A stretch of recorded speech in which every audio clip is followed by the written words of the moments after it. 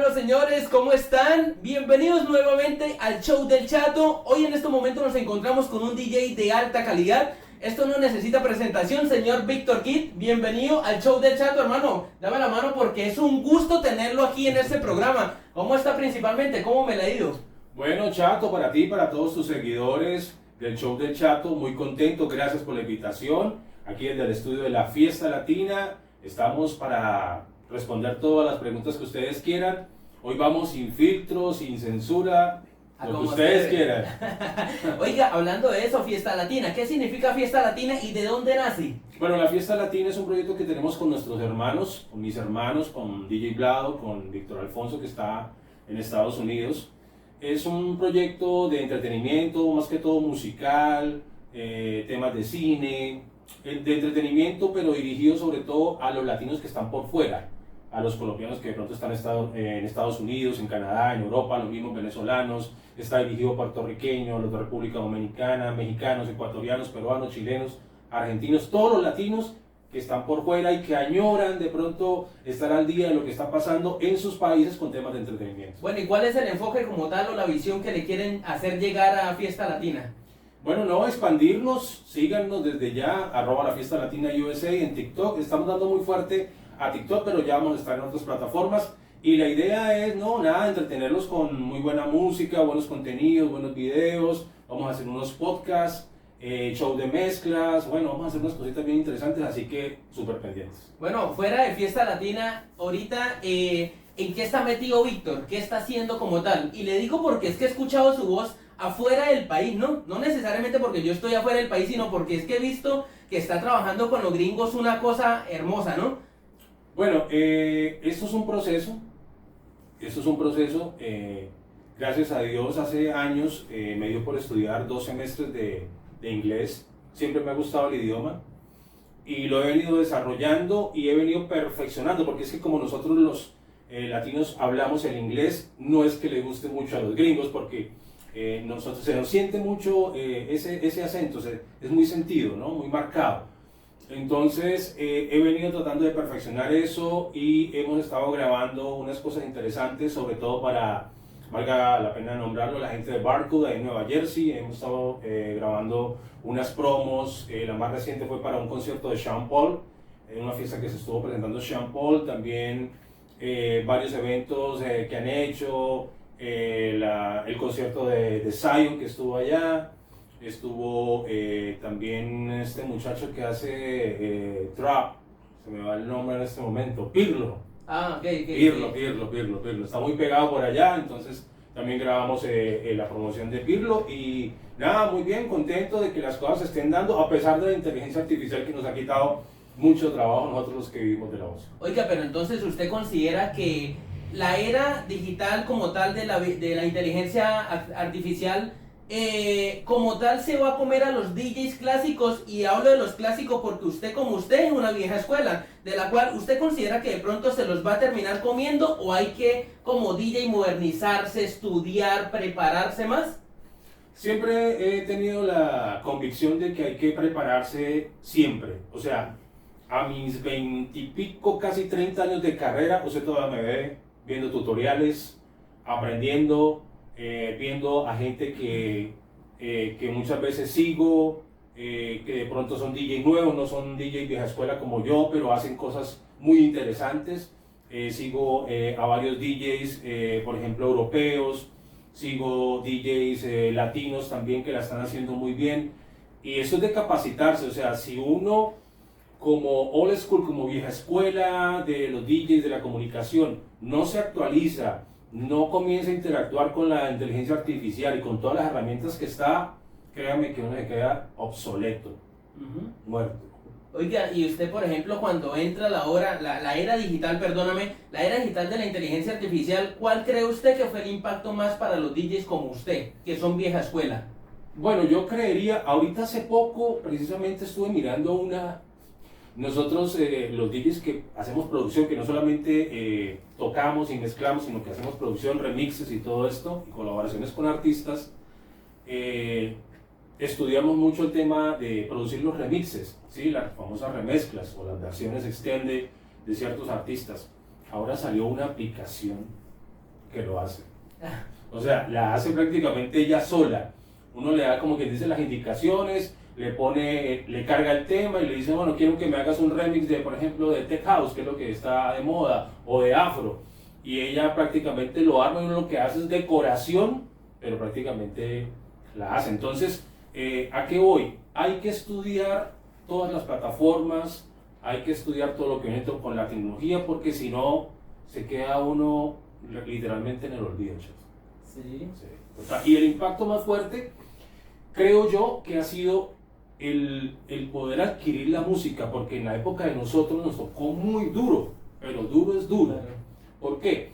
Porque en la época de nosotros eran los acetatos y eran bastante costosos. Si tú pasas el precio del acetato de un disco, de un LP, un long play que llamaban en esa época, Sí. al precio de hoy sería un valor más o menos como de 300 o 350.000 pesos por cada uno. Entonces era difícil poderlos conseguir. A mí me tocó, por ejemplo, para tener mi primer disco, que fue el de Los Hombres G, me acuerdo tanto, me tocó ahorrar como 6 meses para poderlo tener. Y entonces ahora los DJs tienen unas herramientas muy bárbaras como YouTube, que prácticamente tienen la música gratis. Obviamente no están muchas en buena calidad o las versiones que de pronto quieren, pero tienen todo a la mano, a un clic. O sea, Claro. solamente hay que tener internet, wifi, lo que sea, para descargar la música. También tienen una cantidad de software y unas ayudas, por ejemplo, como Serato, Virtual DJ, el mismo Recordbox, y no las terminan de estudiar. Simplemente se limitan a darle play, ni siquiera mover el pitch. O sea, eso hay que estudiarlo. Y si uno no lo estudia, está fregado. Bueno, pero entonces usted, por ejemplo, para el caso suyo, sé que la enseñanza como tal de todo lo que hace parte del DJ, acetatos, instrumentos musicales y todo, es gracias a que su padre deja un tocadiscos en su casa, ¿no? Y en ese punto es cuando usted como que entra esa curiosidad a querer aprender, tocar sonidos, una cosa y la otra, ¿no? Bueno, mi papá es ingeniero electrónico de varias estaciones de radio, toda la vida lo fue. Es un genio, papá es un genio, es muy inteligente.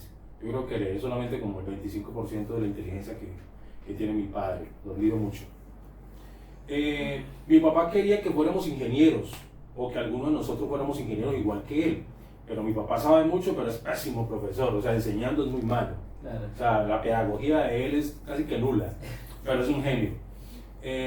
Entonces, la otra pasión de mi papá siempre fue la música. Mi papá es un melómano, o sea, él escucha de todo, él escucha tangos, billos melódicos, escucha salsa de Nelson y sus estrellas, escucha vallenato clásico de Alejo Durán, de Diomedes, de Oñate, de Los Zuleta. Es un melómano, es un adicto a la música. Entonces, él dejó un tocadiscos en la casa. Nosotros no teníamos un equipo de sonido como tal, eran partes que él de pronto compraba o arreglaba. Si las arreglaba, de pronto no iban por ellas, o los repuestos eran muy caros. Bueno, el caso es que eso quedó en la casa y había unos cuantos discos. Me acuerdo mucho que estaba un disco de Lavillos, y nosotros ni siquiera teníamos parlantes, nos tocaba escuchar con el sonido que daba la aguja. Era un sonido muy, muy mínimo. Y con eso comenzamos con mi hermano a hacer scratch, mira, este es el corte 1, este es el 2, este es el 3, así. Y comenzamos a estudiar y me enamoré de la música, me enamoré de la comunicación. Mi papá también dejó por ahí en la casa una grabadora, en esa época, una grabadora de cassette, y yo me grababa la voz. Con mi hermano grabábamos películas. O sea, esa fue como la inclinación mía desde el principio.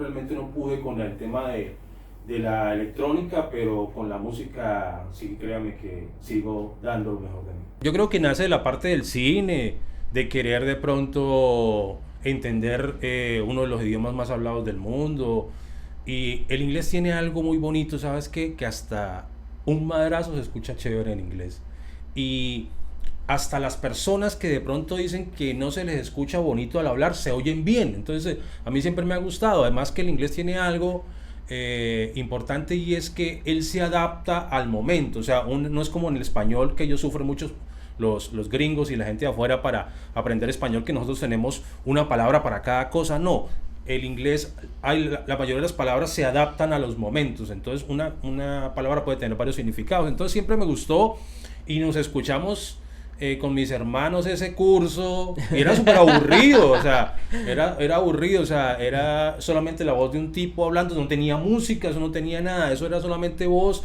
Y entonces decía, look, listen, repeat, o sea, mira, escucha y repite. Ese es el lema de ese curso, The King of English, me acuerdo mucho. Eso es un dato que no había salido a la luz pública, eso es un dato único acá en el show del Chato. Oiga, es que es un gusto de verdad, y pues, papi, o sea, la cuestión es que esto es tan familiar, tan bonito, que me dijeron hasta incluso que cuando estabas con los muchachos de Macroeffectus fuiste el primero en conocer el mar.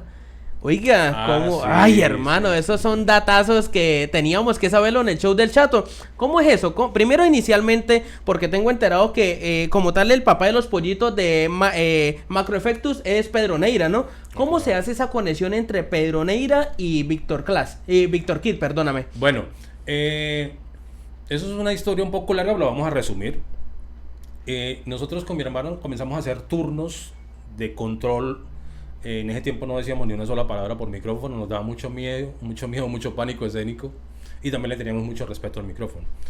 En esa época comenzamos a hacer turnos en Colmundo Radio, que nos dieron la oportunidad, y comenzamos a hacer turnos de noche, de 10 de la noche a 6 de la mañana. Entonces, en esos turnos, por allá a eso de las 2, 3 de la mañana, comenzamos a intentar mezclar. Ya tenían ellos allá unos Technics 1200 que son muy apropiados y son unos platos tornamesas legendarios. Y comencé a tener cierta afinidad con varios, no solamente con Pedro Neira, sino también con John Moncada de First Class, con el mismo Alirio de Stereos 1090 y con la gente de Vibraciones Estéreo en esa época. ¿Por qué? Porque todos ellos tenían un programa de mezclas en esa emisora, que era la emisora que mandaba. En esa época estaba la contraparte, que era Rumba Estéreo, pero pues era una emisora muy adulta. En cambio esta era la que colocaba rock en español, colocaba house, colocaba changa, colocaba todo ese tipo de géneros que le gustaba mucho a los jóvenes, sobre todo música en inglés también. Entonces yo ya quería como saltar de ahí de mezclar en las cuatro paredes para pasar a una miniteca, pero yo dije, tengo que empezar de abajo porque yo todavía estoy muy fresco en esto. Claro. ¿Sí?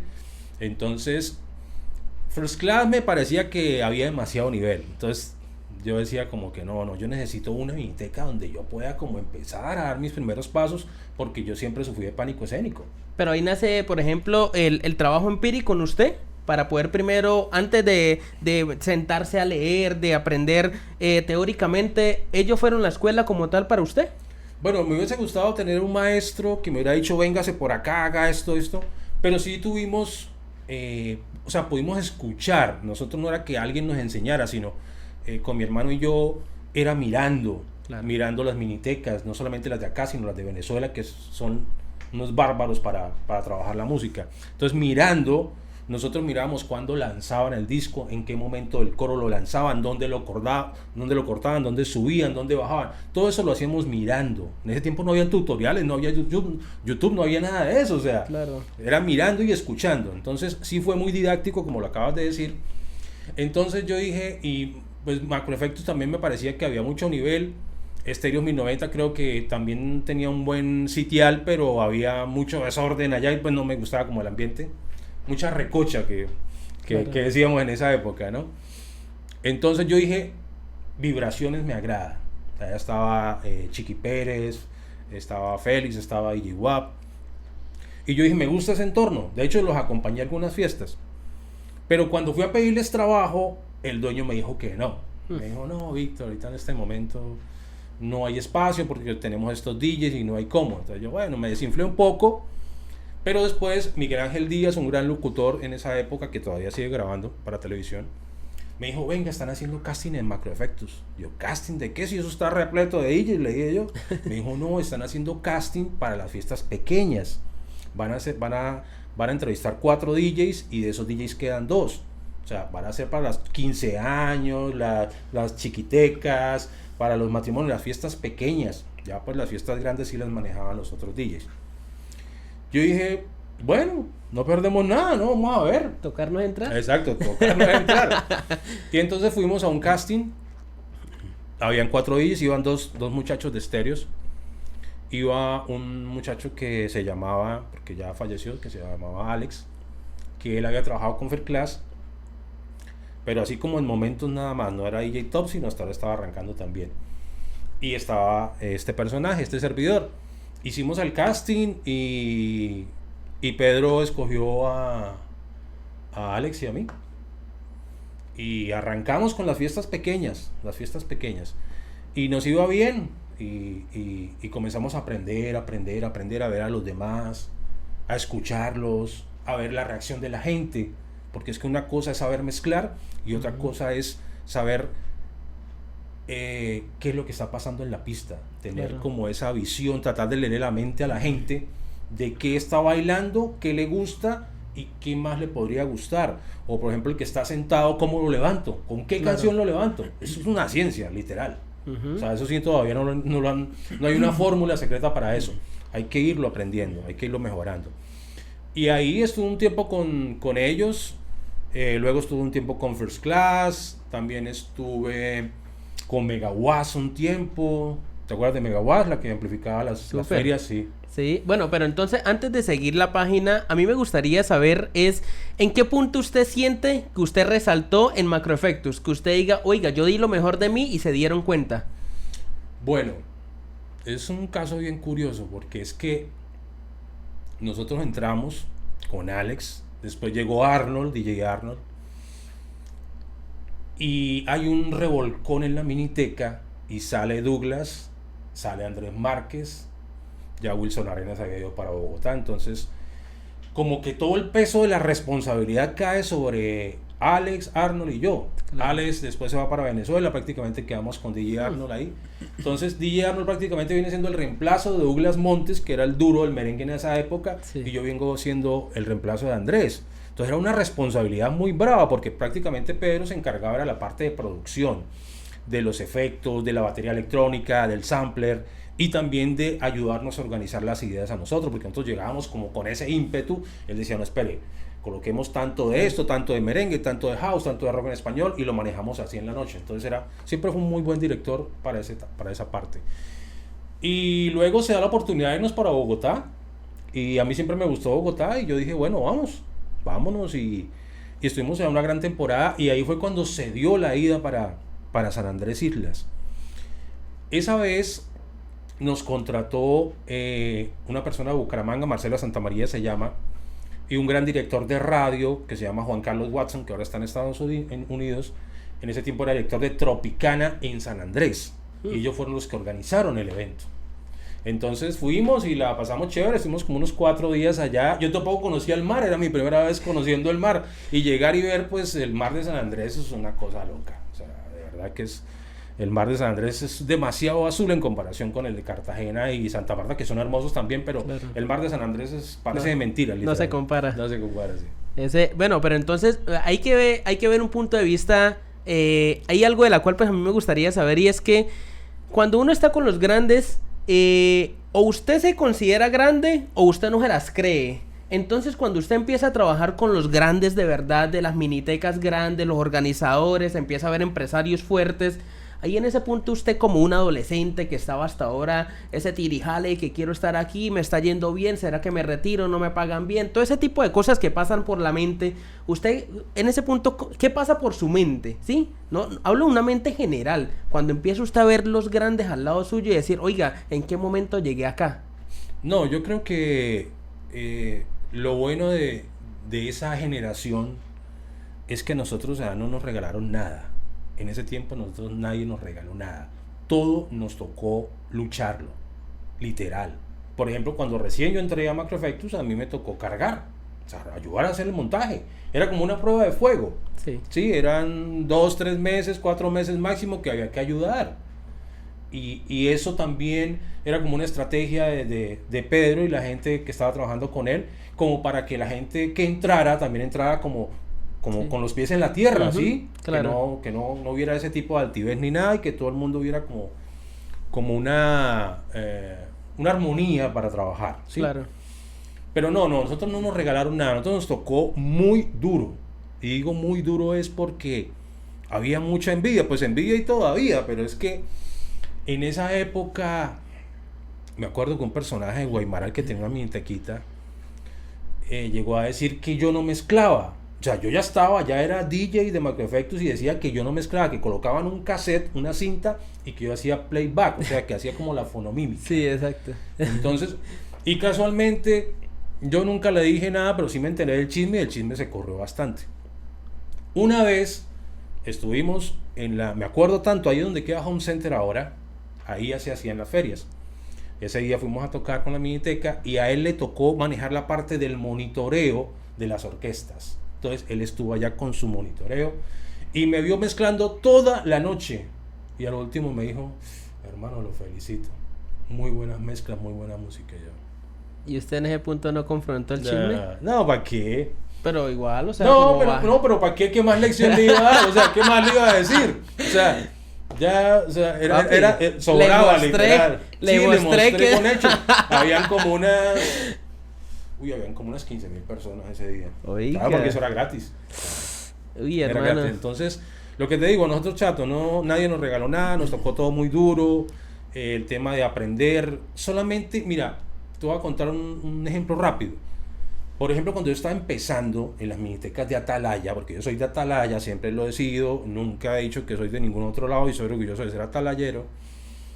Cuando nosotros empezamos con esas minitecas pequeñas, nosotros durábamos esperando casi toda la noche para que nos dejaran colocar 2, 3 canciones, para que nos dieran el chance, ya cuando no había nadie, cuando ya se iba a apagar la miniteca, a ver, hágale pelado, hágale, a ver qué es lo que sabe hacer.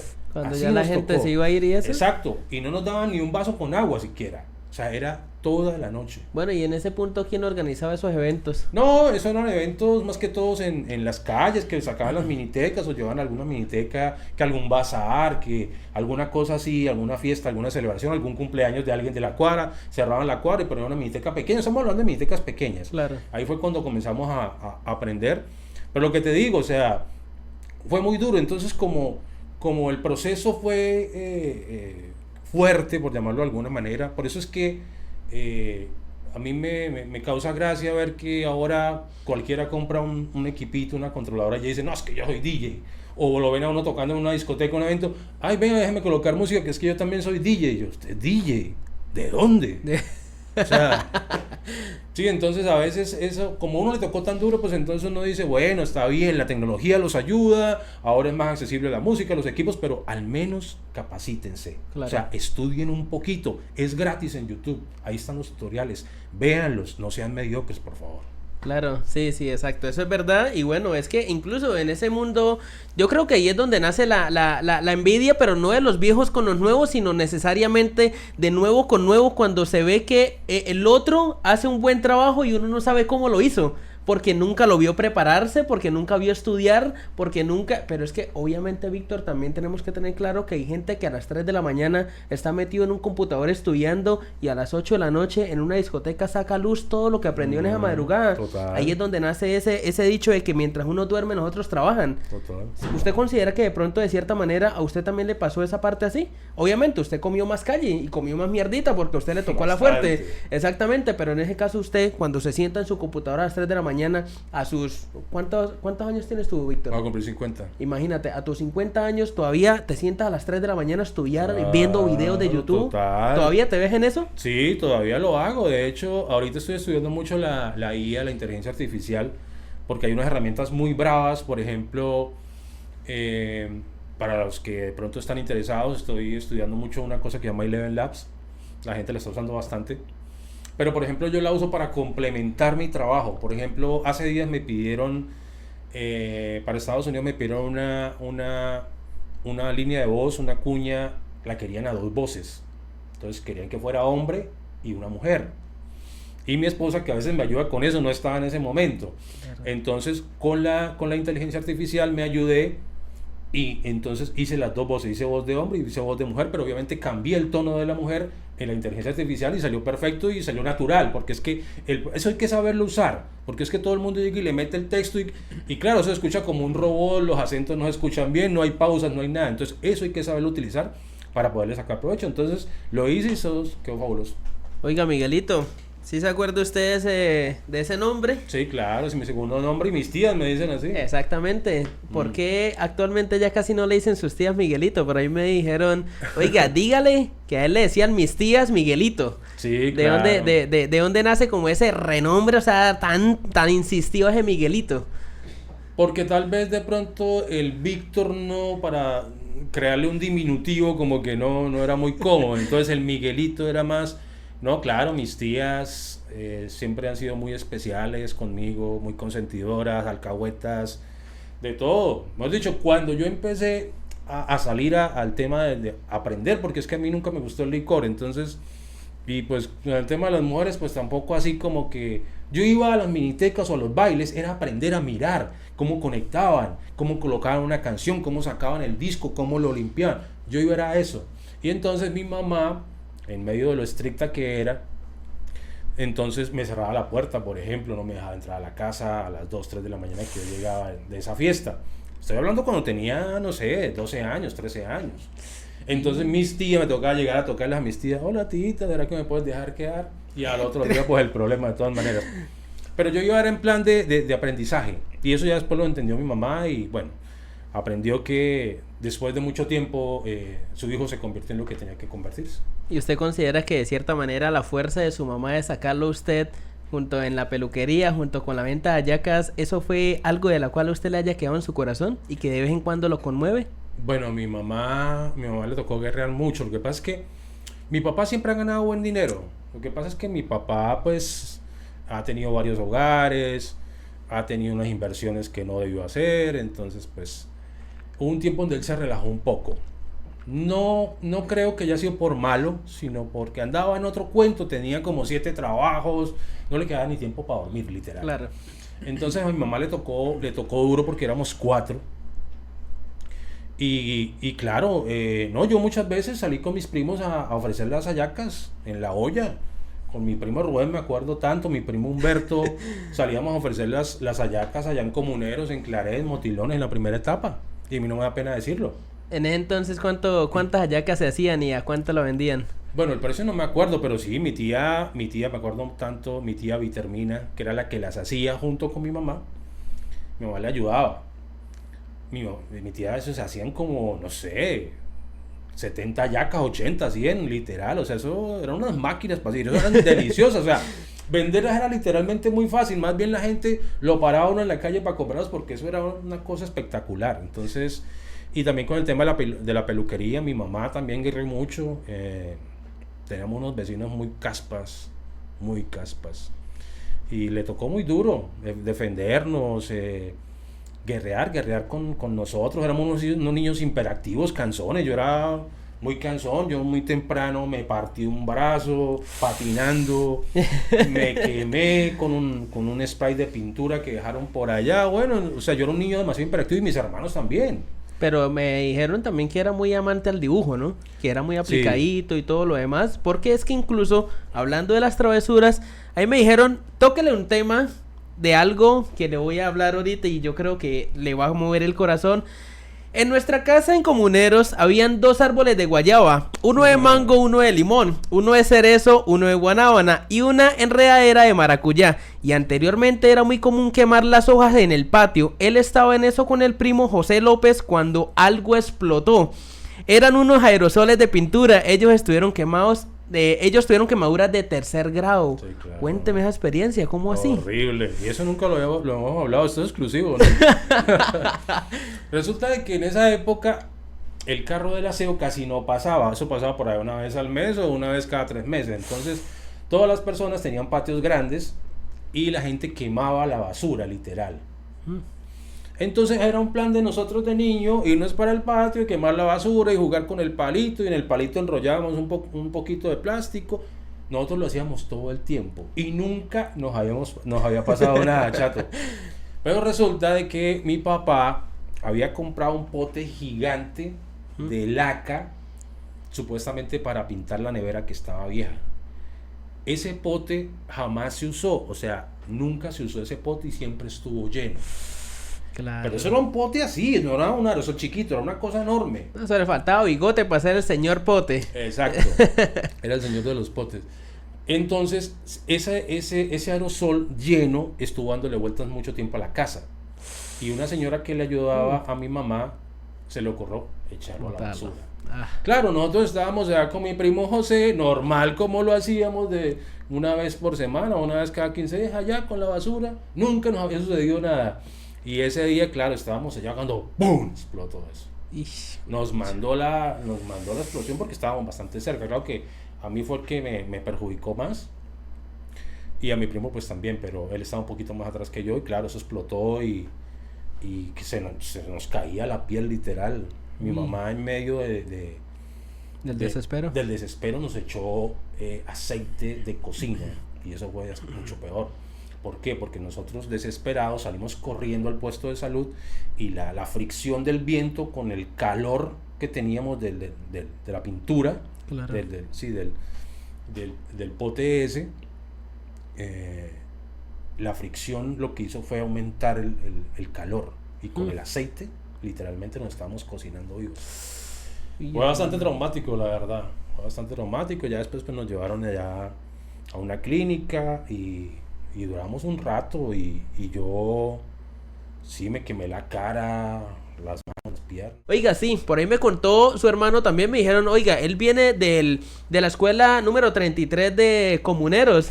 ¿Cómo es la crianza en Comuneros? Un barrio de la cual, pues, en ese entonces, se lo pregunto porque esto es sin censura, en el show del Chato acá hablamos de todo un poco y no tenemos censura en nada. Y también, pues, de esa manera u otra, le quiero tocar el tema de la mafia, de todo lo que en ese momento estaba pasando en Atalaya, que sé que es un barrio que ha sido también maltratado como otros barrios de Cúcuta. En ese caso el suyo, ¿cómo fue la crianza? ¿Hubieron inicios o hubieron acercamientos a ese mundo o simplemente fue un niño normal? Sí veíamos nosotros muchos muchachos, no eran tanto como niños, eran ya como mayorcitos de 10 años que llegaban de un momento a otro siendo el mismo estrato, llegaban con bicicleta nueva, tenis nuevo, ropa nueva, a veces hasta prendas de oro y uno, pues, ¿qué están haciendo? Si uno escasamente a veces ni tenía para el descanso, ¿sí? Claro. ¿Me entienden? Entonces, pero no, mi mamá siempre nos inculcó mucho la legalidad y mi papá también es muy apegado a la legalidad, mucho. De hecho, he perdido negocios importantes por estar apegado a la legalidad. Nosotros sí, mi mamá siempre fue muy estricta con eso. Me acuerdo una vez que mi mamá me dio una pela porque me arrojó una cuchara de una tía. Pero era un niño, o sea, yo tenía como 8 años. Claro. Y no sé, creo que la cuchara me pareció como bonita y habían varias cucharas donde mi tía yo me la llevaba a la casa. Y mi mamá la vio y esta cuchara no es de acá, de una. ¿Y quién se la trajo? Exacto. Hágame el favor y va y se la devuelve y viene que tenemos que hablar. Tenemos que hablar. Los 3 correazos aquellos, ¿no? Sí, entonces no. Nosotros siempre fuimos muy, muy apegados a la legalidad. La gente pensará, no, pues tan bobo, porque yo sí tengo plata y yo sí, bueno, totalmente respetable. Claro. Pero pues no, realmente no me nace nunca quitarle nada a nadie, la verdad. O sea, eso de las estafas y los robos y todo eso, yo eso realmente detesto y aborrezco todo lo que tiene que ver con quitarle algo a alguien, no me parece, no me agrada. Tuvimos un susto fuerte una vez que veníamos de un baile de una miniteca, me acuerdo tanto que estaba Estéreo 1090 en el colegio departamental de Atalaya, y nosotros fuimos con unos amigos, con Leo y con un amigo que se llama Guillermo, que teníamos como algún inicio como una miniteca pequeña, porque tuvimos algunas minitecas pequeñitas allá mismo en el barrio, una que se llamó la Salli Estéreo, que fue con los hermanos Escalante, con Richard y con Nino, y después con Leo y con Guillermo también tuvimos una que se llamó High Power. Entonces veníamos de esa fiesta, de estar mirando, de estar tratando de aprender, y llegando ya a la casa, media cuadra de mi casa, o sea, ellos me acompañaron hasta allá porque ellos vivían en la segunda, nosotros vivíamos en la octava. Llegando, pasó un carro y nos ha levantado a tiros. Literal. Nosotros éramos unos niños, no sé, 13 años. Lo que pasa es que en esa época, precisamente lo que estás hablando, del tema del vandalismo que comenzó a despertar en Atalaya, comenzaron a hacer mucha limpieza social. Entonces mucha gente que había por ahí, estos manes que están haciendo hasta ahora por ahí, ¿sí me entienden? Entonces, iban dos tipos en un carro y nos levantaron a tiros, pero iba pasando y siempre nos apuntaron, pues no a matar, pero sí las balas estuvieron muy cerca. La verdad es que nosotros nos acurrucamos muertos de miedo y bueno, gracias a Dios no nos pasó nada, pero fue un momento muy traumático para uno de niño, ¿no? ¿Y volví a salir después de esa? No, claro que sí, claro que sí, porque nosotros en ese tiempo ya entendíamos de que se estaban haciendo limpieza y de hecho la hicieron.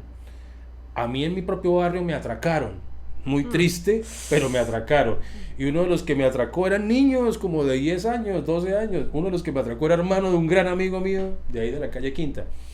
Pero la verdad es que estaban demasiado elevados y no se dieron cuenta de que era yo.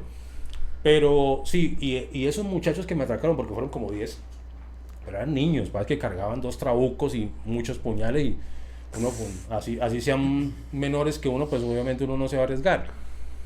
Pero resulta que esos muchachos, era una bandolita como de 12 y estaban atracando hasta las señoras, cuando eso todavía existía, el mercado de la cesta, estaban atracando hasta las señoras que iban a vender sus verduras y todo eso, ajo y todo eso en la cesta, las estaban atracando a eso a las 3 de la mañana, 4. Entonces esa misma banda comenzaron a desaparecer, no sé dónde estarán, pues ojalá estén vivos y hayan cambiado, pero la mayoría se fueron, eran como 12, a uno los encontraron en Urimaco. Bueno, para no alargar el cuento, sí estuvo pesado ese tema, pero pues el barrio y esa zona de Atalaya quedó un poquito tranquila durante un tiempo. Y arrecho, ¿no? Bueno, ya pasando la página, porque claramente pues usted, hermano, hay una historia muy larga de la cual casi a sus 50 años, que por sí pues felicidades por llegar a casi 50, porque cualquiera no lo está llegando en estos tiempos, ¿no? Sí, está entonces está difícil. Hay muchos que quedaron con el COVID también. Gracias a Dios, Padre, gracias. Exacto, entonces pues ahora vamos a partir la historia a cuando ya te conviertes en todo un DJ profesional, ¿sí? Cuando ya eres el director de Olímpica Estéreo y de todo lo demás. ¿Cómo llegas tú a Olímpica? ¿Cómo te vuelves el director? ¿Cómo pasa esa transición de DJ a director? Bueno, yo siempre combiné mucho el tema de DJ con el tema de la radio. Siempre fueron mis dos pasiones. Estando en Macroeffectus, todavía trabajaba, hacía turnos en Colmundo Radio, hice algunas cosas en RBI 90.9, La Ureña. Hice unos programas me acuerdo, con mi hermano, con Martín Solarte, con Ricardo Felipe Suárez. Un combo que después también dio unos frutos muy bonitos. Entonces, resulta de que la última emisora en esa época que trabajé fue 94.7. Resulta que la frecuencia se la vendieron a los de Olímpica. ¿De qué año estamos hablando? Eso estamos hablando del año 2000 más o menos, 2001 más o menos. Hace ratico ya. Sí, 2001. Entonces, a mí me liquidaron y todo, y yo dije, bueno, ¿ahora qué voy a hacer? Ya tenía mi hija Linda Saray como de unos 6 años y tenía a mi hijo Miguel Andrés como de recién nacido, creo, estaba recién nacido. Yo dije, ¿qué voy a hacer? Resulta que yo hacía un programa que se llamaba La Nevera de la Salsa, donde colocábamos salsa romántica y salsa brava. Yo dije, bueno, me voy con ese programa para allá, para Ureña. Ya había hecho algunas negociaciones con ellos y ya teníamos algo ya como medio concreto. Yo dije, bueno, vámonos para allá y me pongo a vender y me pongo a producir y a seguir tocando en la miniteca. Bueno, a guerrearla como siempre. Y resulta de que la organización Radio Olímpica hizo un casting en el Hotel Tonchela, me acuerdo tanto, valga la cuña, un saludo para los Marún, a Sandra y para Patti. Un casting lo hizo el señor Rafael Páez, que es el director nacional de las emisoras, pero era un casting para Radio Tiempo. ¿Te acuerdas de Radio Tiempo? Claro, que todo el tiempo. Balada esa, todo el tiempo. Exacto. Era un casting para esa emisora y fuimos varios, casi todos los de la radio estuvieron allá haciendo casting. Y yo llevé el mío, yo llevé un casting con música tropical, o sea, merengue, salsa, vallenato, y otro con baladas. Que era, porque yo dije, bueno, si no quedo para Radio Tiempo, de pronto más adelante me tengan en cuenta para Olímpico, uno no sabe. Uno no sabe, sí. Exacto. Y cuando uno cree en su talento y uno se capacita, uno claro, tiene que arriesgarse. Si no se arriesga, uno está fregado. Entonces, no me llamaron. Yo dije, bueno, quién sabe a quién habrán dejado. Ya estaba Johairo Silva como director del arranque en el estreno de la emisora, y estaba J. Flores, que ahora es el director de Tropicana en Bogotá, y estaba un muchacho que se llama Wilber Fonseca Morales, que es DJ de música techno en Bucaramanga, también excelente voz y excelente persona. Pero necesitaban una persona para que estuviera de noche, porque en ese tiempo no se podía no había como automatizar las emisoras en la noche. Ahora sí lo hacen. Entonces necesitaban una persona que estuviera ahí de 10 de la noche a 6 de la mañana. Claro. Y entonces Johairo Silva me llamó y me dijo, tengo este turno, ¿le sirve? Vamos a pagar esto. Y yo dije, pero otra vez a volver de noche. O sea, estaba retrocediendo, Chato, prácticamente 8 años atrás, casi 10 años atrás, sí, que era cuando comía bombillo, así le decíamos nosotros, que era hacer los turnos de noche. Entonces yo dije, pero otra vez a comer bombillo. Y dije, pero yo pensé pues en mis hijos, claro, en ese momento. Uh-huh. Y dije, bueno, hagámosle. De todas maneras es una gran empresa, es una emisora nueva, ¿sí? Es un buen formato, voy a trabajar con un buen equipo de trabajo. Y dije, listo, y arranqué de bombillo. Arranqué de turno de bombillo en Radio Tiempo, muy bien, la gente le encantó. Estuve como 4 meses ahí. Y resulta de que a los 4 meses yo estaba súper feliz con Radio Tiempo. Yo, Jairo, estábamos haciendo un buen equipo. Nunca habíamos trabajado así como tan de frente, unidos. Y me encantó hacer equipo con J. Flores y con el mismo Wilber, con todo ese combo. Charles Niño también estuvo allá. Y estaba entonces Olímpica, y resulta de que el director de Olímpica en esa época, Robert Pasos, muy buen locutor, muy bueno, tuvo un problema que todavía no sabemos qué fue lo que pasó. Algunos dicen que le dieron algo de tomar, lo drogaron. El caso es que lo vieron semidesnudo paseando en ese tiempo por el Vivero, que ahora es el Éxito. ¿No sería la típica burundanga? Puede ser, sí, yo me imagino, algo tuvo que haber pasado, y él también venía con algunos problemitas psicológicos de la infancia, traumas que todos tenemos. Claro. Eso no se salva a nadie. Entonces dejó la emisora botada literal y se fue. Se fue así de un día para otro. Sin o sea, despedirse ni nada. Sin decirle nada a nadie. Se fue y dejó la emisora botada. Y entonces, pues, don Rafael Páez, el director nacional, me dice, Víctor, tengo esta emergencia. Tú que sabes de música tropical, de merengue, de salsa, vallenato, ¿por qué no me ayudas a programar la emisora mientras busco a alguien, mientras mando a alguien para allá? Yo le dije, listo, don Rafael, claro, mucho gusto. Yo en las noches, mientras hacía el turno de Radio Tiempo, sí, me ponía a escribir, porque nos tocaba, en ese tiempo no había el programa específico para uno programar escribiendo con el computador, sino era a mano. Eran unas listas que decían Olímpica y unos renglones, y de canción por canción, y así programar todo el día. Estamos hablando de como unas 14 listas por día, 16, 17 listas. Me imagino que eso era harto también de cierta manera, ¿no? Sí, pero no, pues para mí era emocionante, porque pues uno disfruta lo que uno hace, ¿sí? Claro. Y para mí era muy interesante, era muy, muy importante. Entonces resulta de que tenía que mandarle esas hojas todos los días por fax al jefe de Barranquilla y a un director en Bogotá, que era Fernando Fierro Mora, que fue director de Olímpica de Bogotá y de Bucaramanga mucho tiempo, en Olímpica. Entonces ellos vieron las programaciones, ya me habían escuchado lo que estaba haciendo en Radio Tiempo, y me dijeron, ¿por qué no lo intentamos contigo? Dijo don Rafael, vamos a intentarlo. Dijo, la emisora está en segundo puesto, vamos a hacer un negocio, me dijo. Él así como habla, no le habla. Le dicen que se parece a Chuck Norris, ¿te acuerdas de Chuck Norris, el actor de acción? Sí, pero dicen que se parece a él. Y ella dice, vamos a hacer algo. Él habla así como muy tranquilo, muy pausado. Es una eminencia de la radio. Yo lo aprecio mucho y estoy muy agradecido con él, con don Rafael. Y me dice, Chato, vamos a hacer una cosa. Tienes 3 opciones.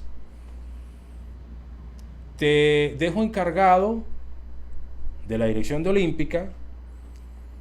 Si me la dejas caer del segundo puesto, te vas de la empresa.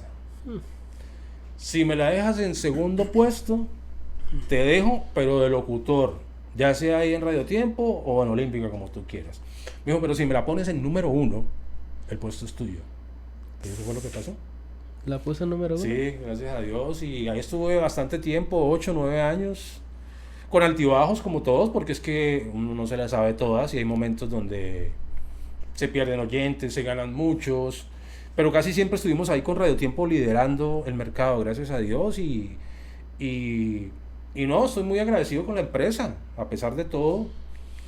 La empresa es un poco sanguinaria cuando tú no das los resultados que te piden.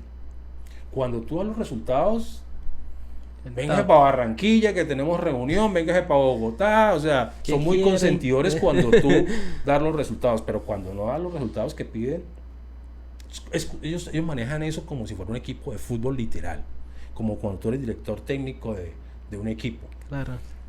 Que listo, tú puedes ser el super, no sé, director argentino, donde sea que vengas, que sabes mucho de fútbol, pero si tú no pones al equipo a hacer goles, te sacan. Y así son ellos. En eso sí son muy, muy específicos, sí son muy directos con ese tema. Entonces, no, duré ahí 8 años. Después me fui un año a Bogotá, estuve trabajando un tiempo con Olímpica allá en Bogotá, no me amañé, me puse a estudiar doblaje para cine, hice mi primer taller. Después me llaman para Tropicana, Caracol, estuve 5 años en Caracol, me llamó Andrés Guzmán, el gerente, y también me llamó Juan Carlos Watson, que en ese momento era el director, sino que él iba para Bucaramanga, entonces necesitaban a alguien en Cúcuta, y estuve en Caracol 5 años. No fueron mis mejores años ahí porque tenía unos jefes un poco obtusos. Entonces es difícil cuando tú, chato, tienes por encima gente que sabe menos que tú. Es complicado a veces hacerlos entender eso. Claro. Entonces, Danielito Salas y otro que no me acuerdo el nombre, ahora está manejando Uber. Esos puestos allá en Caracol no son eternos tampoco. Allá también son por resultados. Entonces, no sé, no tuve mucho choque con ellos, no me dejaban trabajar, o sea, y claro, pues yo venía acostumbrado a tener 8 o 10 empleados en Olímpica, un combo bravo, sí, un combo muy fuerte que tenía ya, y llegar a tener un solo empleado que era Alex Angulo. Obviamente es un excelente locutor, un excelente trabajador, muy leal, solo para el éxito, pero no tenía toda esa infraestructura que teníamos en Olímpica para trabajar, empleados, presupuesto. Allá todo era muy limitado, y si yo conseguía de pronto algún presupuesto para comprar unas gorras o unas mangas para los taxistas o unas camisetas o lo que fuera, claro, no me la aprobaban en Bogotá. O sea, tenía como 5 jefes por encima mío. De pronto Andrés, aquí el Cúcuta, el gerente, me decía, listo, hagámosle, pero los otros cargos me decían que no. Entonces tuve muchos choques con ellos y, o sea, literal, me dejaron hastiado de la radio comercial. Me dejaron harto de la radio comercial. O sea, yo dije, uy, no, yo no quiero saber más nada de radio, o sea, de radio comercial. Ahora estoy haciendo muchas cosas con radio digital, pero en esa época me dejaron hastiado. Y después de eso, me fue un tiempo para Pereira, estuve como 3-4 meses en Pereira con un gran amigo. Y me fui de nuevo para Bogotá a hacer otro taller de doblaje para cine, pero esta vez lo hice en Centauro Comunicaciones, que es la casa matriz del doblaje en Colombia. Entonces hice otro curso allá, hice algunas cosas de doblaje, hice unas vocecitas en una película de Netflix, en la serie de Van Helsing, hice algunas cosas interesantes y me encanta mucho también ese mundo. Lo he explorado bastante y lo sigo estudiando, todavía lo estudio. Bueno, ya me hablaste de los sinsabores, de la cual pues es muy entendible también, pero también tenemos que tocar el tema de las glorias, y cuando hablo de las glorias no es de la señora Gloria, la chimosa del barrio, sino esa platica además que le llegó a usted como locutor, como director. Y pues también queremos tocar el tema porque esto es un tema de la cual considero yo y creo que esto no lo toca nadie, que es la mafia que hay dentro de la radio. Entonces ahí en ese punto usted como director, como locutor, cuando llega la gente, los de alto riesgo, los que tienen esa platica además que no sabe de dónde se procede esa plata, y le dicen a usted, yo quiero pagarle a usted para que me suene este artista. Pero también llegan los que yo quiero pagarle a usted para que no suene este artista. Bueno, eso es un tema complicado, chato. Vamos a resumirlo porque es un tema muy largo, para que no sea tedioso para tus oyentes y tus seguidores. Bueno, realmente yo nunca quise que ningún artista o ninguna persona, aparte de mi jefe, tuviera control sobre lo que yo hacía y lo que yo programaba. ¿Sí? Entonces yo traté de no comprometerme con esos personajes, pero hubieron muchas oportunidades. O sea, si yo hubiese recibido todo el dinero que me ofrecieron, créame que tendría por lo menos unos 3 apartamentos bien ubicados y viviendo del arriendo de esos apartamentos. Se lo juro. Pero ¿qué pasa? A veces hacía alianzas con ciertos artistas que por una lavadora, por ejemplo, vamos a regalar una lavadora en la emisora. Y entonces tenía ese artista llamándome todo el día. Hola Víctor, uy hermano, hoy no me he escuchado. Hoy no han colocado la canción. Porque hoy no he sonado. Todo el día en ese plan. Entonces esos personajes hicieron que yo como que no hagamos nada. Soy su amigo, si quiere le hago la entrevista. Yo lo ayudo, yo lo apoyo en lo que pueda, pero no quiero tener ese tipo de amarres, ese tipo de pautas con los artistas. Ese tipo de compromiso, más que exacto, todo. Es un compromiso. Sí, exacto. Es un compromiso. Y tuve un chasco también con un finado que ya no está con nosotros. Era muy buen compositor, pero era pésimo cantante. ¿De quién estamos hablando? Él se llamaba Joel Forero San Juan. Muy buen compositor. Sí. Muy bueno, muy bueno. De hecho, leí una canción a Ana Gabriel. Y Ana Gabriel se la grabó. Muy bueno. Sí. Yo lo tengo en su santa gloria. Pero en esa época llegó con una canción pésima, malísima. Buena letra, pero mal cantada. Es que a veces el que compone no necesariamente canta. Y el que canta no compone a veces. Sí, claro. Para que eso se conjugue es bastante difícil. O sea, hay muchos compositores que se ponen de necios. No, es que yo quiero cantar. Es que no, esos son muy pocos. O sea, Felipe Peláez y... por ahí uno que otro. Que le suene bien lo que ellos escriben, ¿sí me entiendes? Entonces, no, que me llegó que y hermano, tengo un patrocinador. En ese tiempo creo que me ofreció como, no sé, como 3 millones de pesos. Estamos hablando hace 20 años, 20 y pico de años. Yo le dije, no, mi rey, plata no recibo. Vamos a escuchar el producto, vamos a mirar si tiene la calidad para sonar acá, porque es que el problema es ese, lo que la gente no entiende, o que los artistas locales no entienden y nunca lo han podido entender. Espero que a partir de hoy lo entiendan, ustedes, los locales. Cuando ustedes van a una emisora, el producto tiene que estar en un nivel de calidad. ¿Por qué, chato? Porque tú estás dejando de colocar a Marc Anthony, estás dejando de colocar a Silvestre, estás dejando de colocar a, no sé, a Karol G, bueno, para ser un poquito actualizado, claro, para ponerlos a ellos. Y cuando tú te pones a arriesgar tu programación, tiene que ser por un buen producto. No, marica, y más si el director le está diciendo a uno, oiga, tienes que ponerme la radio número 1, no me la baje de ahí, ¿no? Exacto. Oiga, escuchen eso que está diciendo Víctor, ¿eso es cierto? Sí, tiene que ser una cosa de nivel, chato. Tiene que tener el nivel, tiene que tener una buena mezcla, masterización. Las voces tienen que estar bien, eso tienen que, o sea, tiene que tener unas cosas. Sin embargo, yo ayudé a muchos. Yo siempre he sido muy regionalista. Y algo que le envidio a los paisas y que tenemos que adaptarlo es eso, el regionalismo, creer siempre en lo de nosotros, porque es que el problema acá de Cúcuta es que aquí siempre se la damos a los de afuera. Claro. Y habiendo tanto talento acá, porque aquí hay mucho talento en todo, no solamente de entretenimiento, está la música, el arte, tenemos unos compositores bravísimos, tenemos unos escultores, o sea, aquí un potencial en la frontera, una cosa loca, no necesariamente cucuteño, hay gente que es de afuera y se ha arraigado acá en la ciudad, pero sí, tenemos mucho potencial. Entonces, ¿qué pasa?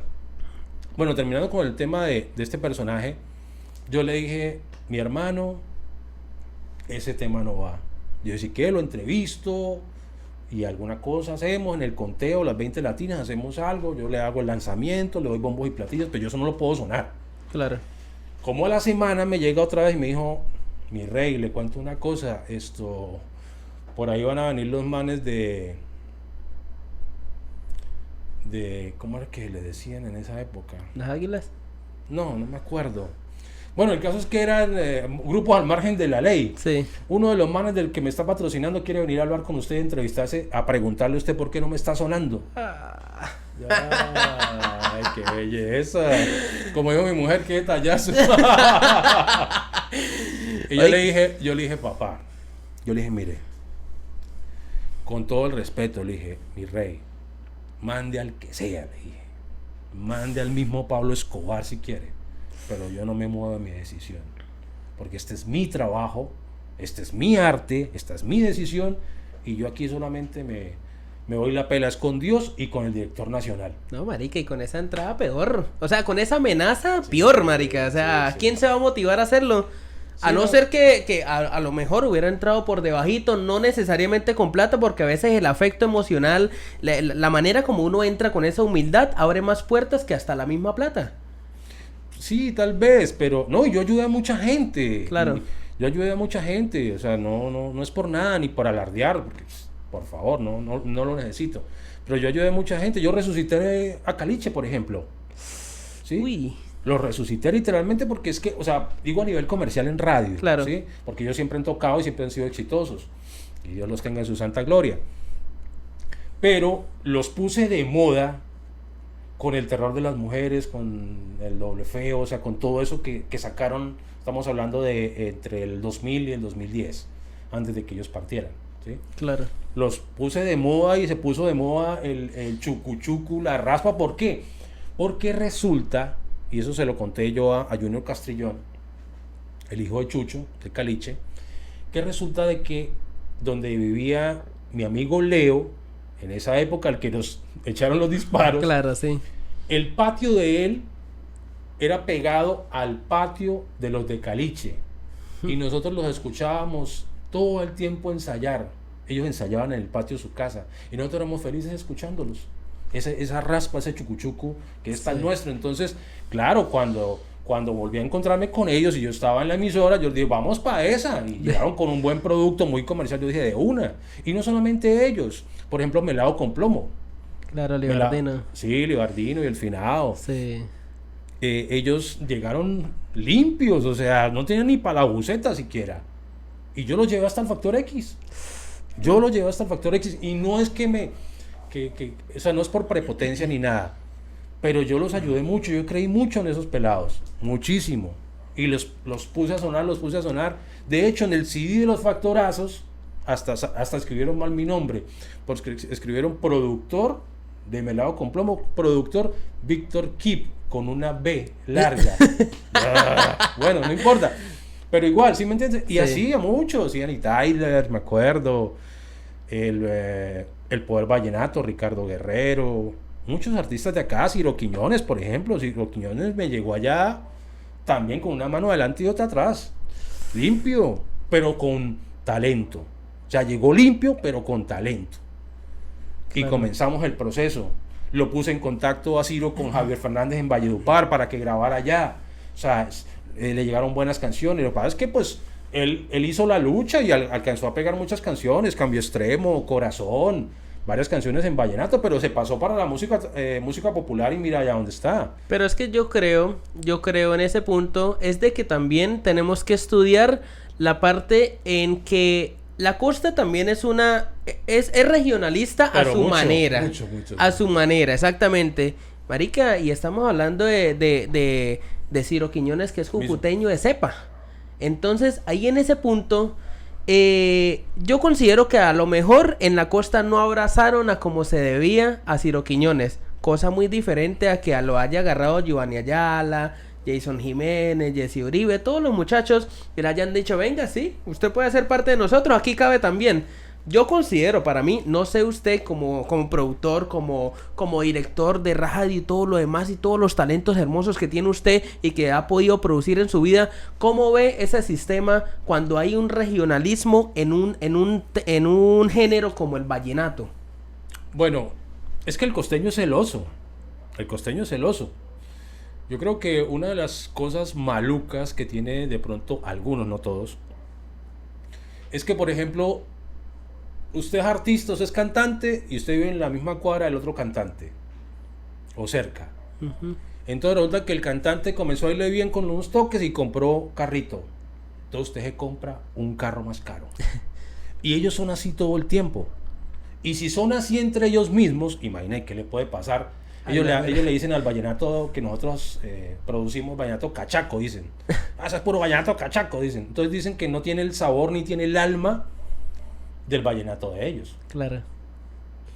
Yo creo que es un sí y no, porque fíjese que tanto que lucharon con Nelson Velázquez, con Ever Vargas, con el mismo Amin Martínez, el mismo Robinson Damián de los Embajadores, tanto que fregaron ellos diciendo que eso no era vallenato, que eso era corroncho, que eso era una vallenato llorón, vallenato chillón, vallenato para las muchachas del servicio. Eso le decían de 50.000 formas. ¿Y cuál es el vallenato que está pegado en este momento? Ese. Ellos. ¿Sí? ¿Sí me entiende? A veces por encima de los mismos juglares. O sea, es que la música, chato, la música es una ciencia muy, muy ilógica, muy inesperada. O sea, que sorprende a cada rato, puede cambiar en un momento, se puede dar un viraje. Claro. Lo que tú dices, lo que acabas de decir del ejemplo de Ciro, él le metió muy fuerte con el tema del vallenato. Fuerte es fuerte. Estamos hablando que grabó con Peter, grabó con... bueno, tú lo viste. Grabó con Mr. Black, o sea, grabó con una cantidad de artistas. Él le metió el alma, literal. Claro. Pero se vino a pegar fue con la música popular. Y volviendo al tema ese de la famosa payola, que es un extranjerismo que la gente le dice acá payola, pero es payola, porque es un extranjerismo, es la unión de dos palabras. Es como lo que le pagan a los directores o a los locutores para que pongan la canción. Eso es un compromiso y eso debería ser ilegal. O sea, eso debería ser un delito. Deberían meterlo preso a uno por eso. Y de hecho muchos directores y locutores de radio han salido de sus puestos por culpa de la famosa payola. Pero entonces ¿usted considera que de pronto eso es lo que hace mantener a la radio viva? O sea, porque obviamente también es el bolsillito del que lo pone la canción. O sea, la responsabilidad, por ejemplo, suya como director o locutor de una radio, de decir, venga, yo acepto eso porque también tengo mis niñas, o no sé, y me hace falta la platica, y casualmente cayó esa platica y le pongo la canción y suena bien, y a la gente le gusta, pues esa payola vale. No, pues la verdad, yo creo que nunca la necesité. Porque empezando, no era que ganara mucho, pero pues ganaba bien. Y yo siempre me he adaptado a lo que gano. ¿Sí me entiendes? Yo como que me adapto a lo que me está entrando en ese momento. Si es chévere, pues bueno, uno lo disfruta. Y si no, pues bueno, también se aprieta el cinturón, no pasa nada. Claro. Me adapto. Pero no, por ejemplo, mira, tal vez yo sea el único director de Cúcuta al que nombra Silvestre Dangond en una canción, al que nombra Peter Manjarrés, también Luis Fercuello me nombra una canción, Khaled Morales, Fabián Corrales, una cantidad de artistas. Porque yo realmente nunca les pedí nada.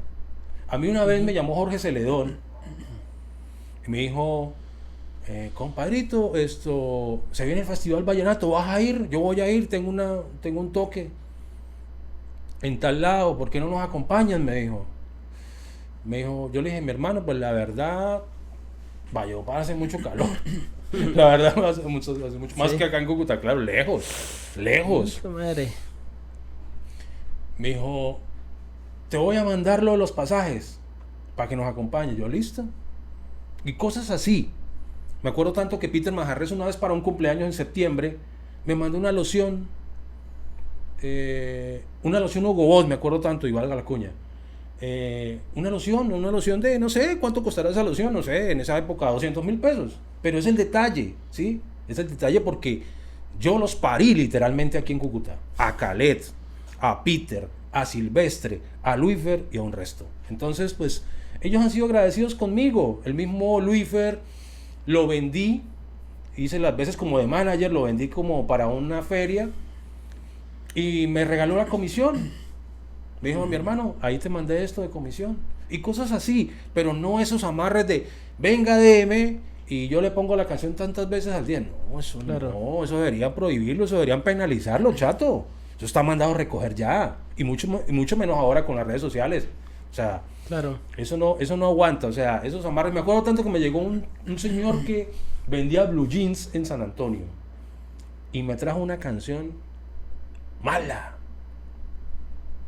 Me dijo, manito, aquí le traigo 5 millones de pesos. Me los puso así encima del escritorio. Me acuerdo tanto. Y yo, uy, no. Suena. No, eso es como el diablo, no es como la tentación del diablo, ¿no? Como cuando está juicioso y llega el demonio y lo tenta uno. Yo dije, no, la ética mía siempre tiene que estar por encima. Y Dios me daba también esa fuerza de tener esa ética. Me dijo, no, compadre, muchísimas. Me dijo, pero ¿cómo así? Si en Radio 1 ya me están sonando, si en Tropicana me tienen sonando todo el día. Yo le dije, pero eso es allá, acá no. Es otro cuento, papi. Me dijo, ¿usted cómo es? ¿Qué tal? Yo le dije, mira, hagamos una cosa, usted me cae muy bien, porque el man es una calidad. Tony se llama. Un abrazo para él donde encuentre. El man es una calidad. Yo le dije, una cosa, le voy a hacer tremenda entrevista, le dije, y lo voy a llevar a unos eventos que tenemos. Y eso fue lo que hice. pero yo no lo puse en radio. Claro. Alguna vez lo puse como para de cortinear y un saludo para el Tony y tal, y colocaba un pedacito como para...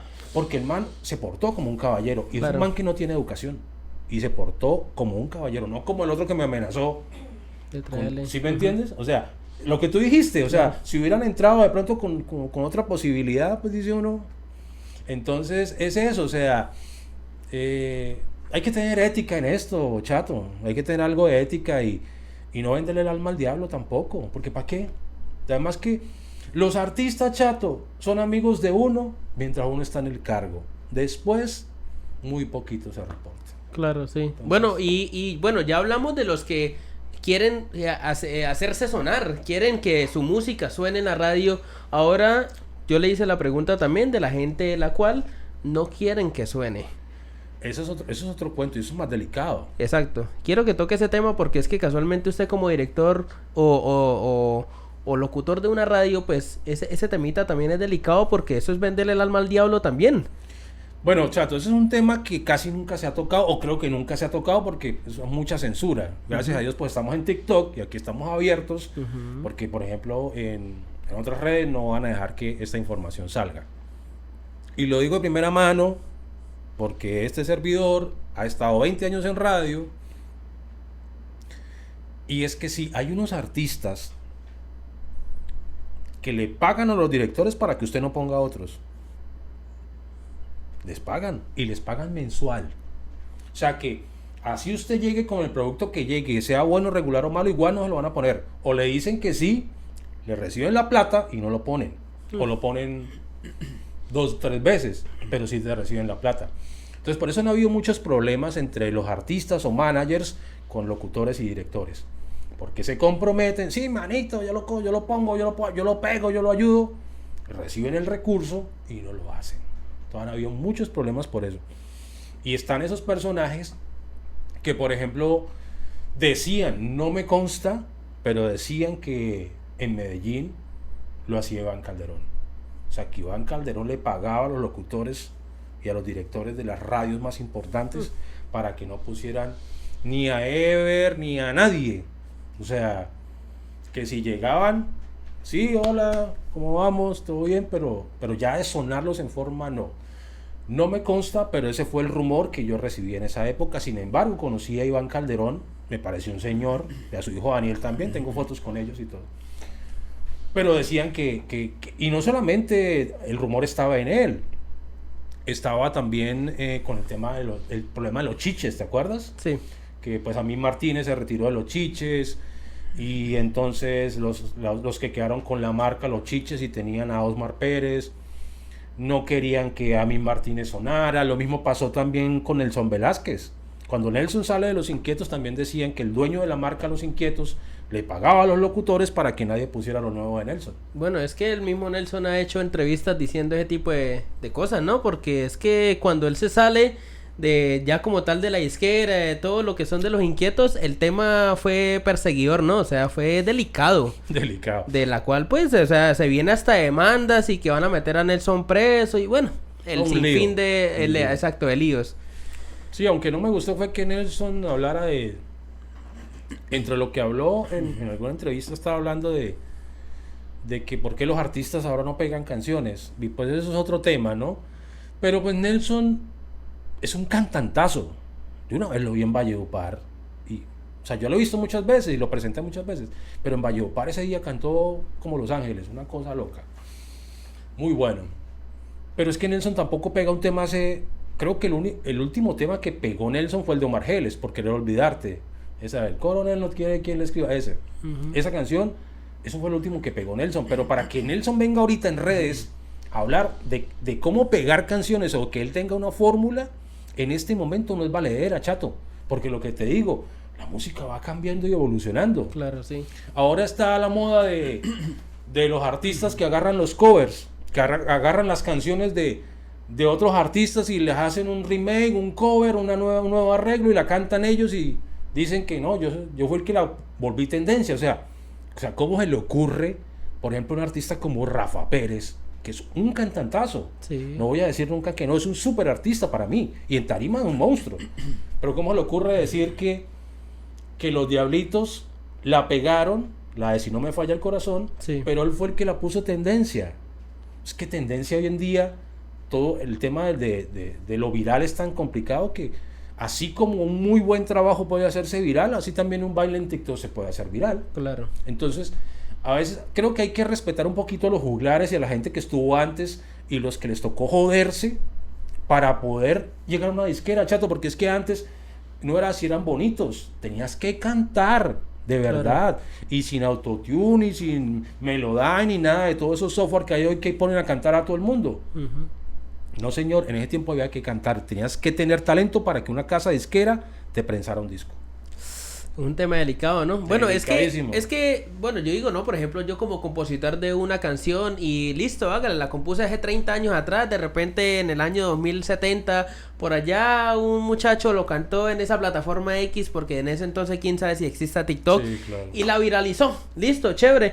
Yo considero para mí que usted puede decir, por ejemplo, usted es el que la está interpretando, yo la compuse, usted puede decir que usted la hizo viral, tendencia y toda esa vaina, mientras yo reciba las regalías de esa canción. Diga lo que quiera. Diga lo que quiera porque al final de todo, listo, usted sí, la puso en tendencia, pero es que van y vuelven y la escuchan a la original que la creé yo hace 30 años atrás y me vuelve a generar ganancias. Entonces, considero yo que usted puede decir lo que quiera. No, sí, pero igual de todas maneras creo que hay que darle un poquito de respeto al original. Exacto, exacto. Ahora, a hoy, Porque ahí, es que lo a están eso voy. haciendo todos. Exacto. Este muchacho Oscar Gamarra, muy bueno, me parece muy bueno, muy talentoso. Ujú. Pero entonces quieren pegarse, por ejemplo, con una versión de Otra Primavera, una canción de Miguel Morales. Sí. O sea, hagan su propia música. Tienen todo, chato. Ujú. Tienen los mejores productores en Valledupar, compositores de gama alta. Tienen talento, porque el talento lo tienen. Tanto Rafa Pérez como Gamarra y otros pelados que están saliendo nuevos. Porque no hacen su propia música. Claro, es que es más cómodo. Usted llegaría a armar un cover, agarrar usted una canción, ejemplo, Obsesión de las Estrellas Vallenatas, que la grabó Peter Manjarrés. No me gustó cómo quedó. Pero, o sea, es más fácil agarrar un clásico y volverlo, ponerle sonido nuevo. Es más fácil, pero hagan un tema. Ujú. Convoquen los compositores, hagan el tema, llévenlo a la radio, a la televisión, métanle pauta en redes, porque ese es el problema ahora. No, estoy pegado en redes. Pegado en redes. Las redes no pegan a nadie. O sea, estamos hablando de artistas. Claro. Un artista integral no solamente pauta 200,000 pesos en redes, chato. Ujú. Un artista integral hace gira de medios, va a los periódicos, va a las pocas revistas que quedan todavía, va a la televisión local, van a todos lados. O sea, tiene que hacerle el trabajo como se hacía antes. Simplemente porque llegan y pagan para tener unos views. No, estoy pegado, y entonces en base a eso pasan de cobrar 15 millones a querer cobrar 40. O sea, Bueno, es que lo que tú dices es muy cierto y yo le tengo que dar tenemos que meritar ese trabajo y hacérselo valer, por ejemplo, a un personaje como Luis Alfonso, que él lo hizo en pandemia, en una necesidad monetaria de ver a su familia con su escasez de dinero y decir, bueno, vamos a hacer covercitos a ver cómo nos va en esta pandemia y después de que salgamos de esta miramos qué hacemos. Y lo hizo, la reventó porque cuando votó pero el ahora precio... sí saca su propia música. Exacto, exactamente. Eso hay que hacerle valer ese trabajo Sí, a él claro, como total, artista. total. Porque él, listo, ok, mejoró la canción, la hizo a su versión, le puso su toque mágico, pero marica también sacó sus propias canciones y la pegó y este es uno de los mejores artistas y los más escuchados de Spotify y todas las demás plataformas. Entonces, lo que usted dice es verdad. O sea, listo, bacano, hagan un cover, pero también saque su propia música para que no todo el mundo lo conozca por si no me falla el corazón. No, marica, haga su propia música para que lo conozcan usted también como artista, como compositor, como intérprete. Entonces, considero yo que es eso, ¿no? sí, total. Mire, hace días tuve una fiesta privada, un cumpleaños, y uno de los invitados se me acercó y me dijo, hola, Víctor, ¿es Víctor, no? Sí, claro, sí. Ah, sí, Víctor, que ya me acordé. Me dijo, usted no me quiso ayudar con mi carrera musical. Yo, Uy. y la verdad, chato, yo no me acordaba del tipo. O sea, se me hacía como familiar la cara, pero yo no me acordaba de él. Yo le dije, mi hermano, yo creo que usted será de los pocos artistas que puede decir eso. Porque uno, yo no me acuerdo. Y la verdad, yo así fuera con una entrevista o llevándolos a los eventos o alguna cosa, yo de alguna forma los ayudaba. Claro. Porque mira, el caso de Thompson, por ejemplo, de Alex Thompson, cuando estaba con Triple Impacto. Limpio, que era mensajero de una panadería. De la ricota. De la ricota, exacto. Sí. Y él tocó mi puerta después de pensarlo como 50,000 veces porque pensó que tenía que llegarme con yo no sé cuántos millones. Por favor. Uy. Si a mí, o sea, la mayoría de los artistas que llegaron allá llegaban siempre sin dinero. Yo diseñé, chato, 2 horas de programación para poder lanzar a los artistas nuevos. Eran 2 horas de música urbana para poder lanzar a los artistas nuevos cucuteños. Y también llegaron algunos de San Antonio, de Ureña, del Táchira.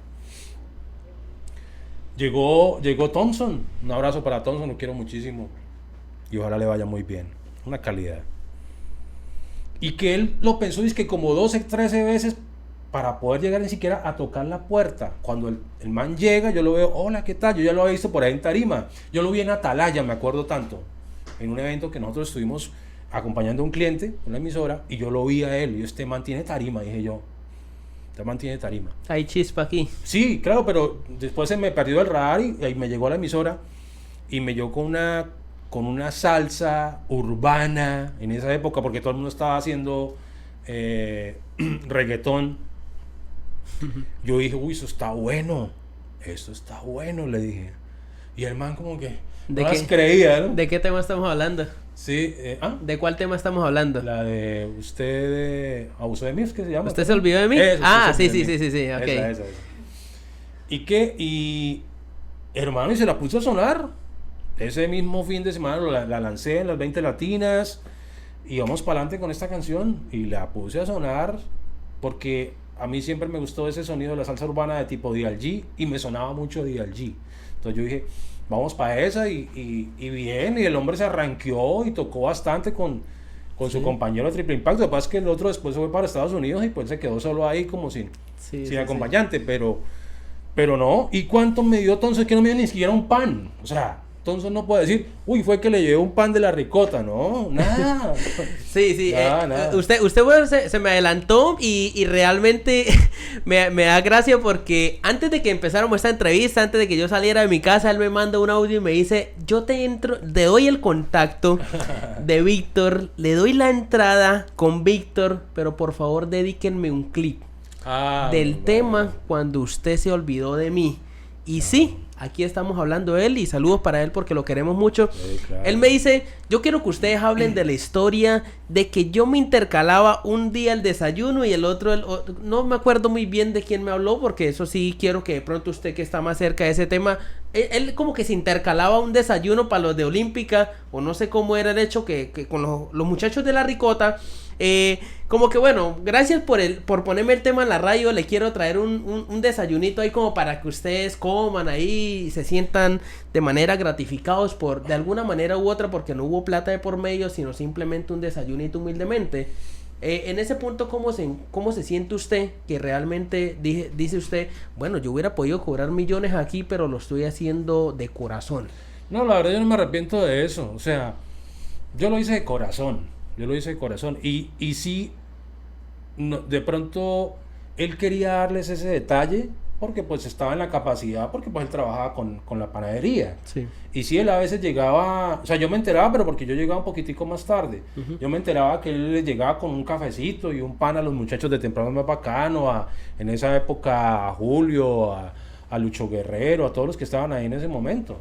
¿Sí me entiendes? A Dulce María, que también estaba, a George Pinzón.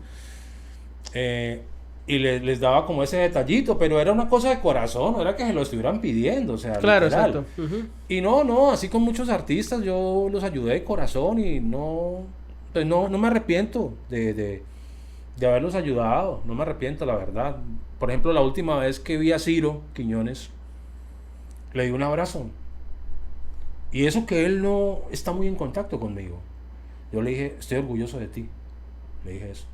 Que fue en el concierto que se hizo gratis, que él trajo varios artistas en la Plaza Bandera. Yo ese día toqué, él me invitó a tocar a través de Fabián Rojas, gran amigo. Fui a tocar ese día como DJ y Y lo abracé, pero eso fue una cosa de, no sé, 5 segundos que puedo hablar con él. Y no, yo no me arrepiento.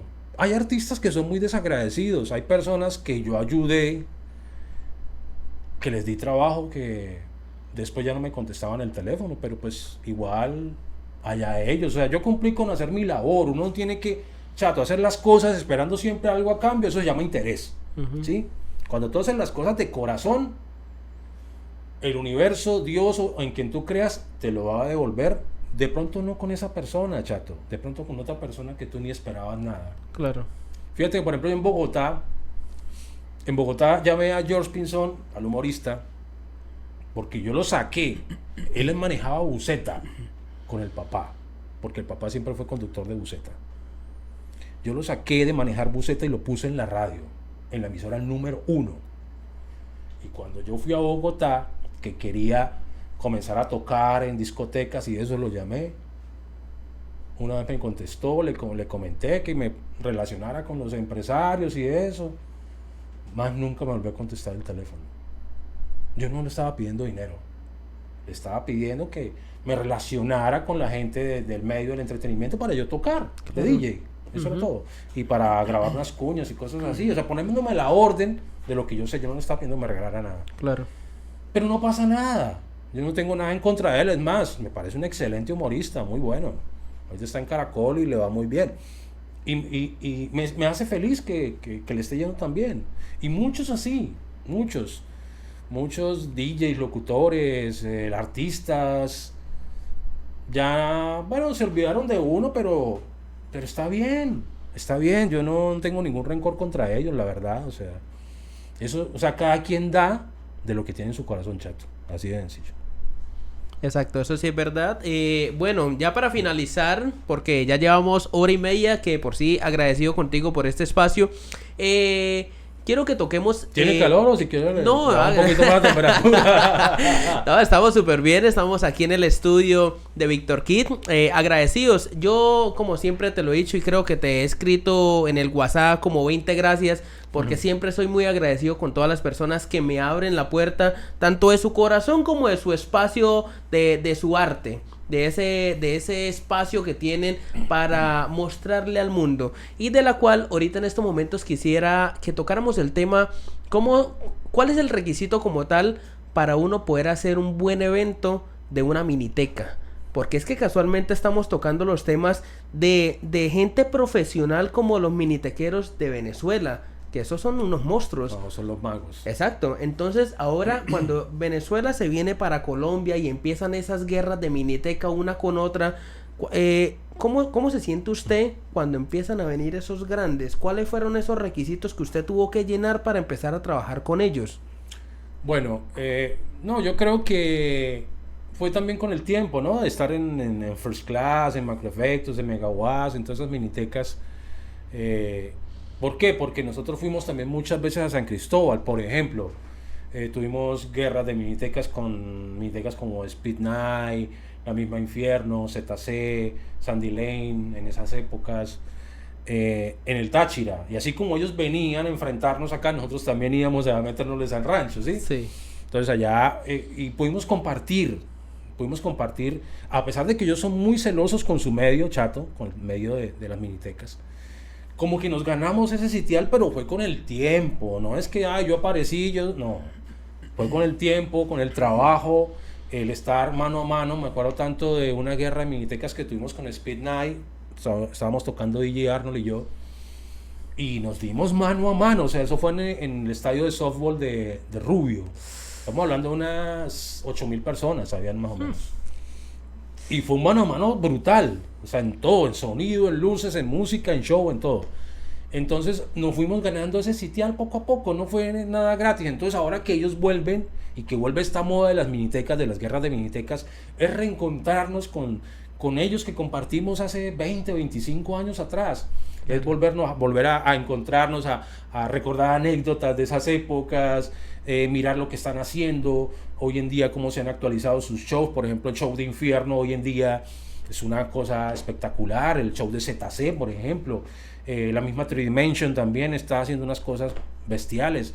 Entonces, es aprender. Nosotros siempre aprendimos de ellos. Yo me acuerdo que un DJ, solo para ver si nos escucha, Danilo Márquez, perdón, se llama. Me confundí con el actor. Danilo Márquez se llama él, de ZC. Yo estaba en el colegio INEM. Y ese día no bailé ni una sola canción, me la pasé parado viéndolo, en el lazo, como dicen por ahí, viéndolo. 3 platos tenía en esa época, 3 tornamesas, botando merengue, house, rock en español, no, eso, una precisión, chato, un estilo, una delicadeza, nada de ese DJ que se pone no, claro. Eso era así, con un estilo, con una calidad. ¿La seguridad? Sí, la seguridad, exacto. O sea, y de hecho casi nadie lo estaba mirando porque él era bajito y la cabina tenía como un acrílico y casi ni que lo veían. Pero lo que estaba haciendo a nivel de audio, a nivel de una cosa brutal, tenía a la gente loca, literal. ¿Sí me entiendes? Entonces, me gustó mucho lo que él hizo y siempre he admirado a muchos DJs, a Manfred, a Coleman, Fran Duarte de San Cristóbal. He admirado mucho DJ venezolano, todavía los miro y siempre aprendo hasta el que sabe menos que yo, imagínate. Claro. ¿Por qué? Porque a veces de pronto hace cosas que hace días estaba escuchando un DJ en una discoteca en el Centro Comercial Bolívar que estaba haciendo un revoltijo de música, pero yo dije, mira, este man no, es como un TikTok versión DJ, o sea, él como que no tiene filtro, va mandando merengue revuelto con reggaetón y con salsa. Yo, mira, está como interesante este cambio que hizo, esto está como chévere, y de él aprendí unas cosas y las he aplicado en mis fiestas, en mis eventos, y me han funcionado, ¿sí me entiendes? Yo aprendo hasta el que sabe menos que yo. Entonces, muy contento con las guerras de minitecas. Hemos estado ahí presentando a ZC, a Infierno, Mac Effectus, First Class, trabajando con la gente de Tana Producciones, y muy contento de poder compartir con ellos. Un honor para mí, o sea, para mí, o sea, recordar al niño, a Víctor, que todavía no era Víctor Kid, era Víctor Miguel o Miguelito, sí, de 12, 13 años, 15 años, cuando íbamos a ver a Infierno, cuando fuimos a ver a Soul Train ahí al frente de donde queda ahora Home Center, donde queda la bomba ahora. Ahí hacían eventos de minitecas. Poderlos ver o estar de tú a tú esta vez con ellos, para mí eso es un logro, y los sueños sí se cumplen, chato. Lo que pasa es que a veces se demoran en cumplirse, pero de que se cumplen, se cumplen. ¿Usted se recuerda de, sea una guerra de minitecas o sea simplemente un toque, que simplemente, pues yo digo simplemente la palabra, pero esa va desgranada a una organización de la cual la gente ni se imagina que hay detrás? Yo quisiera que habláramos, para finalizar, de el toque o la guerra de miniteca que usted haya visto más tediosa, que haya dicho, qué noche tan hijueputa la que viví en este momento. Que o sea, usted la recuerde y o se ría o chille o diga, jueputa, esta mierda no la olvido nunca. Le voy a contar una que esa tampoco se la saben. Una guerra en Bogotá. Estábamos con Macro Effectus en Bogotá, en el club de suboficiales, me acuerdo tanto, como si fuera ayer. Estamos hablando del año 97, más o menos, 1997, hagan cuentas. 28 años atrás. Ajá. Resulta de que nos dijeron los que organizaban la fiesta que era una guerra con una miniteca de allá de Bogotá. Me acuerdo el nombre. Se llamaba Púrpura Móvil DJ, se llamaba. ¿Sabes quién era el DJ? ¿Quién? Era Willy Flechas, el DJ de Bogotá. En esa época, casi ni sabía mezclar todavía Willy en esa época. Ahorita es un gran DJ, pero en esa época no. Estaba arrancando igual. Y tampoco tenía muy buenas herramientas. Entonces, nos dicen que es una guerra y nosotros de una vez dijimos, bueno, ellos deben tener su sonido. No, resulta que a nosotros nos tocó prestarles el sonido. ¿En serio, chato? ¿En serio? Nos tocó prestar. Ellos solamente llevaron una cabina que tenía 2 tornamesas 1200, un mixer, y tenía, me acuerdo tanto, un Dixman. ¿Te acuerdas del Dixman de Sony? Sí. Que era plateadito, Sí, donde colocaba uno de los CDs. Ajá. Eso es lo que ellos tenían. Y 2 micrófonos inalámbricos, no tenían más. Y nos tocó prestarles el sonido. Pero lo que hicieron ellos fue tan bueno que fue, creo que una de las pocas veces que me he sentido humillado musicalmente en un evento. Y con sus propios juguetes, ¿no? Claro, no, y no tanto eso. ¿Sabes qué lo que pasa? Que es que nosotros en esa época no entendíamos la rumba rola, la rumba bogotana. Te voy a poner un ejemplo. Para nosotros el merengue era Sandy Papo, Ilegales, Proyecto 1. Para ellos era Ricarena, los hermanos Rosario, Sergio Vargas. ¿Sí me entienden? Entonces, la salsa, por ejemplo. Nosotros aquí acostumbrados a colocar el Preso, Cali Pachanguero, Oiga, Mire, Vea. No, ellos colocaban Fania All Stars, Héctor Lavoe, Gran Combo de Puerto Rico, la Sonora Matancera y la Gente Loca. Y los dos animadores que tenían eran muy buenos. Entonces, ese día para mí es inolvidable porque es la única vez donde he sentido que me han aplastado musicalmente, pero igual de todo se aprende. Después de eso aprendimos a manejar mejor rumba, ¿sí? A manejar mejor los títulos del rock en español, a que las tandas no fueran tan largas y tan tediosas, porque nosotros hacíamos, Chato, tandas, ¿te acuerdas? De tandas de merengue de media hora. Claro. No, allá las tandas de merengue eran 5 canciones, eran 15 minutos. Lo esencial. Exacto, lo Sí. que era, y volteaban y cambiaban a salsa y que vallenato y que rock en español y que una cosa y que la otra. Entonces aprendí también hasta de los fracasos aprende uno. Mire que lo que usted me acaba de decir es muy cierto y yo creo que ahí está la respuesta a la pregunta de cuando iniciamos la entrevista que usted me dijo, ¿cuál? todavía no sabemos cómo levantar a la persona que está sentada, que no quiere bailar. Exacto. Marica, yo creo que esa es la respuesta.